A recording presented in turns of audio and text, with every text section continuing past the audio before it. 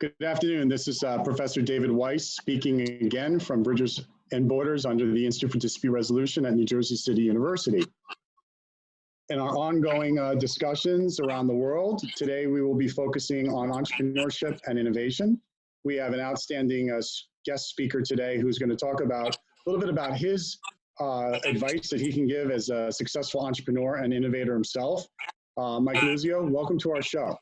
Thank you for having me. Thank you for having me. I'm doing well, as well as you can be doing, but surviving and hopefully watching the economy slowly open up here and nothing crazy happens and we can get back to business, So Mike, coming from New Jersey and being somebody who's been raised as a Jersey boy all of his life and being a successful entrepreneur, part of today's discussion, I want to start out with a little bit about your background. Tell us, what you've done to get to the level that you're at and to inspire young people who are considering becoming entrepreneurs themselves. So interestingly enough, and I'll go real 10,000 feet on this. I was actually born in Columbus, Ohio. My parents were both Midwesters. My father was in law enforcement my whole life, and my mother was a teacher. And my father got transferred when I was in second grade. Got transferred to this place called New York City, which I knew nothing about, and this town in this state called New Jersey was the only place we could afford. I grew up in Matawan, New Jersey, and I had, parents were like yin and yang. I had my father who was disciplinarian, tough, but fair, but tough, hard, not a lot of I love yous. He'd say that as well. But then I had my mother, who was really more of that nurturing, caring person, and really they instilled in us. Me, my brother, and my sister, hard work, right? It was about nothing came easy, and we had a nice upbringing. We had one and a half baths in the house. Lived in Matawan. I'm proud to be from Matawan, New Jersey, which is it's not necessarily a blue collar town, but it's a blue and white collar town, and I wear that as a badge of honor. Really, I love being from there. I love saying I'm from there. I never hide that I'm from there, and it makes me proud to be from Matawan. Went to the high school, I was the guy who, I wasn't afraid to do anything or try anything new. I was the captain of the football team, but I was also the lead in the school musicals, right? Because it was like, and I remember when I was going out, my father was like, "You can't go out for the musicals." I'm like, "Dad, I'm going to do whatever I want to do," right?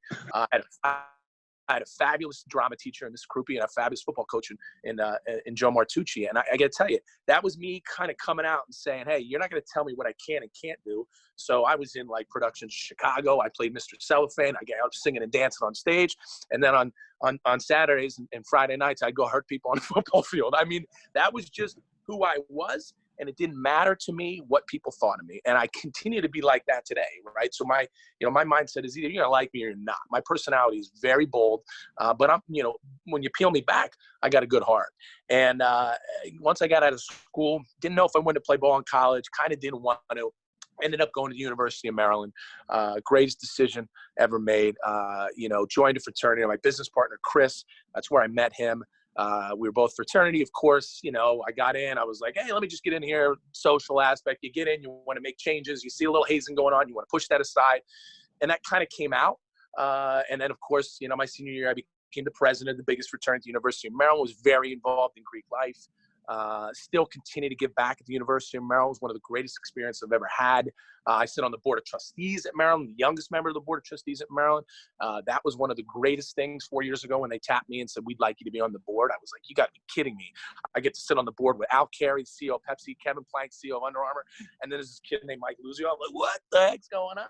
Right? But I'm into it, man. I was just texting with Al this morning. He said he's getting tired of sitting in his house in Rustic, Connecticut. And I'm like, "I bet you that's a pretty nice house." But it's crazy. I got out of Maryland, and it was like just like every other college kid. And whenever I talk to kids who are seniors or just getting out there, I was like, "I don't know what I'm going to do." I'm like, "Guess what? I didn't know what I was going to do either." I had no entrepreneurial spirit in the sense that I didn't grow up watching my father build a company or my mother build a company or them building one together. I grew up with my father being in law enforcement and my mother being a teacher, right? So I didn't have this entrepreneurial bug like a lot of these young men and women do. I said, "Okay, maybe I'll go to law school because I'm good. I talk quick. I'm really quick coming back. My wit's quick." I said, but then I remember watching my father, put away, mobsters and drug dealers in New York City And I'd go in with my dad and I'd watch these defense attorneys like Bruce Cutler and who represented guiding those guys and coming in the flashy suits. But, you know, to me, he was no better than any of those guys. I mean, he was, and I remember thinking he's getting paid millions of dollars and he's representing scumbags. And I'm like, I don't want to be a part of that. And then I thought maybe I'd be doing what my dad did, right? Going to law enforcement. And then I'm like, yeah, but I want to make money, right? I want to make real money, you know? And it's just those guys are so underpaid, but they can't, you know, they're not getting paid well. And I said, all right. So I meet a recruiter my senior year, and it was a young recruiter, and he was specifically placing young men and women into sales roles. His name is Sam Chamberlain. Sam is now the greatest thing in the world. I was drawn to this guy. He's kind of, this guy was like, I could learn from this person. He was 30, you know, still young enough that I could relate to him.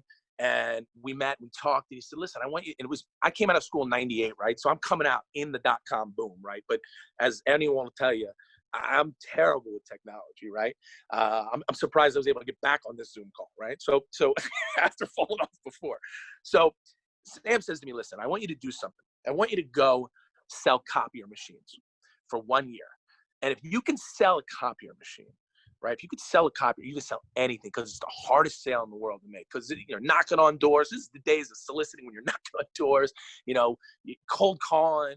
And I went and worked for Rico for 1 year for a really good sales manager named Joe Fine. Joe Fine was the kind of old school sales guy. Like, if you made a mistake in a sales call, you literally get kicked under the table. Like, I mean, like, you'd be like, oh my God, like I got a Charlie horse in the middle of this meeting because Joe whacked me one, right? But Joe was great, man. He was a great mentor for me for that year, and I learned a lot from him. I'm big into mentors. I'm big into learning from other people. I still am, right? I'm always growing. Meet Joe. I go back to Sam. He said, how'd you do that first year? I said, well, I'm 21. I made $87,000 in 1998 selling copier machines. And he goes, okay, let's get you into a technology company. And I was coming, and copier guys are kind of well respected because they're hardworking. They're not afraid to get their hands dirty. But I wanted to get, that was down in DC. I wanted to get back up north. He gets me a job for a .com company, right? Network Access Solutions. And away we go. I'm in that .com boom, and I'm watching. This was a big learning period for me. I'm watching a aggressive CEO, in my opinion, make bad decisions like a lot of those people did in the late 90s. And everyone was a paper millionaire and all this stuff. And I worked there for 4 years. I watched the company. I was employee like 29 or something like that. I saw it go public. I saw it go to 1,000 people. I saw it at 100 salespeople. I was just crushing it though, right? I was the number one sales guy. My number two sales guy was the guy we started my first business with, but we were crushing it. I mean, I was making like, I don't know, $400,000, $500,000 a year. It was insane, right? But I was smart, man. I bought my first place in Weehawken when I was 22. I did a year in the city, and then I was like, heck with this. I got money. I bought my first place in Weehawken, overlooking the city. And I'm like, oh, man, this is great. This is great. This is great. This is great. And then, you know, everything, you know, the shit hits the fan. Everything goes away. Of course, 9/11 happens. Awful. I watched that from the window. It was unbelievable. My wife was in the city. Chrysler Building was crazy. And I started to change my perspective a little on, you know, maybe I didn't want to work for the man. I don't know. But I needed to get a real job because .com thing was going away. I knew that was kind of phony money, although it was real, and I took it and I invested it well. And I went and worked for a big company because I had that .com experience, but I still wasn't ready to do something on my own. And I went to work for a huge company in Sprint. And Sprint was great, right? This was like, for Sprint, it was like, here's this multi-billion-dollar company. But you know what I also saw? I saw how not to run a small company, a startup. And I also saw how a big company operated. And I was like, And I remember someone saying to me, you know, you could be the CEO of this company in 30 years. And I go, 30 years? I got to do this shit for 30 years? I got to kiss ass? I'm not an ass kisser. And I had a guy who was working with me at the time came to me and said, I got an idea. And I won't bore you with the details, but it was a technology idea. And he said, we could go do this. And I said, you know what? I'm 26 or 7 at the time. And I said, I've already established myself as a very good salesperson. I always knew I had that to fall back on. You know, a lot of entrepreneurs are like, I'm just going to do it and see what happens. I'm like, I wasn't that good. I knew that if I did this thing for 3 years and it failed, I could always go back. I'd be 30 years old and someone's going to hire me back. Right. So a lot of entrepreneurs are like, I'd give everything. I'd do anything. And I'm like, I had a fallback plan. My fallback plan was just get back into sales and make six figures again, right? But 27, we started it. It was called IRG, Industry Retail Group. And, you know, we were an broadband aggregator, like aggregating broadband for retailers. We saw a need that we thought that technology was going to go into retail stores. And we knew they were going to need VPN connections in those stores. And everyone was like, nah, they're cheap, they're whatever. But no one was doing it. And we kind of fell into this really good idea. It was Joe's idea. And like any company, you pivot, evolve, and you pivot and evolve. And here we are bootstrapping this business, 15 grand. That's all it costs. People are like, what'd you use the 15 grand for? I'm like, phones, computers. Like, I mean, we didn't know what we were doing. Joe was kind of the more operational side of it, right? Our CTO, Gabe, also had equity ownership piece of it. He was our CTO. And because of kind of who I am, I became the de facto president or CEO. But we were just small, and we bootstrapped it, 15 grand. And we just, man, it was like boom, boom, boom. And we were working our butts off. I mean, people don't get it. They think it's like, you know, an entrepreneur, like the truest sense of it. It's, you know, I'm working hard and I'm working smart. It's like, you know, people say, don't work, you know, work smart, not hard. I go, well, no, you work hard as shit and work smart. And you can, you know, and that's how we did it. And, you know, we're kind of doing one of these. And what happens? Boom, 2008, right? We just hired a CFO. Again, no outside capital, right? A lot of people talking about raising capital versus bootstrapping, and I have thoughts on both. But we bring in a new CFO. We have in 2008 our party at the end of the year. We bring the employees together and we bring everything together. The CFO, right before I'm about to speak to the company, goes, "Yeah, we're gonna be bankrupt in 3 months." And I'm like, "What?" I'm like, "You gotta be kidding me, right?" I just bought a new house. I burned down. 2008 was great. I was selling my old house. I burned down the kitchen, making French fries for my pregnant wife. I sold my one house. I bought the next house. The other one fell through. Then he tells me, I mean, it was like one of those moments where you're like, in the chaos, you have to find clarity. And I think one of my strengths, and I don't have a lot, but one of them is I have an uncanny ability when things are going absolutely chaotic. I can slow it down, put it in perspective, and say, all right, listen, you can get through this. That's kind of what I'm talking about even over the last 6-8 weeks with this pandemic. It's like, slow it down, okay? Listen to our government. We're going to get through this. We're a great country. That's how I feel at all. I'm a very positive thinker like that. 2008 hits. I don't tell the company. We go in, we do the meeting, and I'm like, I got to figure something out. And when we did, I just cut my salary, not cut it, like took no salary.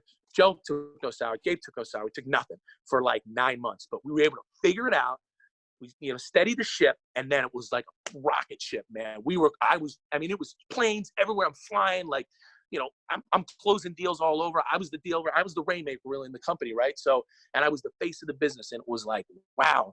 Now we have this public company come to us and say, hey, we want to snatch you up. And I'm like, and I had private equity call me all the time, but I was blinders on, man. I make $1 million a year. I got blinders on. And these guys tell me they're gonna give us $35 million for the business, and I'm like, what? That's how much this thing's worth? I'm like, you gotta be kidding me, right? And I engage in talks with these guys in 3 months. It was a public company, and as you're dealing with these guys, this is a great lesson for people when they're selling their business. It's kind of like a truck pulled up with 35 million, and as you're going through due diligence, money starts falling out the back, you know. So now it's down to like 28 million, and I go, listen, I said, my company is like this. I took it back off the market after paying $200,000 in legal fees, and still bootstrapped, mind you. And I called up. I hired a great investment bank firm out of KPMG out of California. I interviewed a ton, but I love the deal makers over here. They're still great friends. I actually owe one of them a call back today. I was then running a company, selling a company that nobody except my CFO, my 2 business partners knew. No one knew, and my wife and their wives. No one knew. And I just had my third kid, my third daughter, and it was insane. 2013 was like 12 and 13. It was like on fire. Like, I'm selling a company, I'm running a process, and we end up settling on a security company out of Pittsburgh, and we closed and sold the business, 70% of it, for roughly $40 million, 70% of it on my daughter's first birthday. Wow. And it was like, you know, it's one of those ones where you're watching The Wire and you're like, money, Right. click, click, click. Holy shit! You know, you're like, we just and then it was like, that was August 15th to 13th. August 16th, it was a Wednesday. August 16th to 13th, I texted my business partner. I said, Joe, And he goes, yeah. I said, you working? He goes, yeah, it's 5:30 in the morning. And I remember people saying, you're not celebrating? I'm like, yo, I still own 30% of this. I can make a ton more money in over 3 years. Because I knew I had an out clause in August of 2016. And we worked our tails off.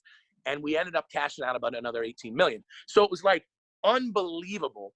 And it was crazy. And it was just, here's a kid from Mattawa, New Jersey, raised middle class, who was sold his business for just short of $60 million. And then that was it, man. That was 2000. That's an amazing story. But, there's a lot of different lessons within your life story condensed in this show that are so important.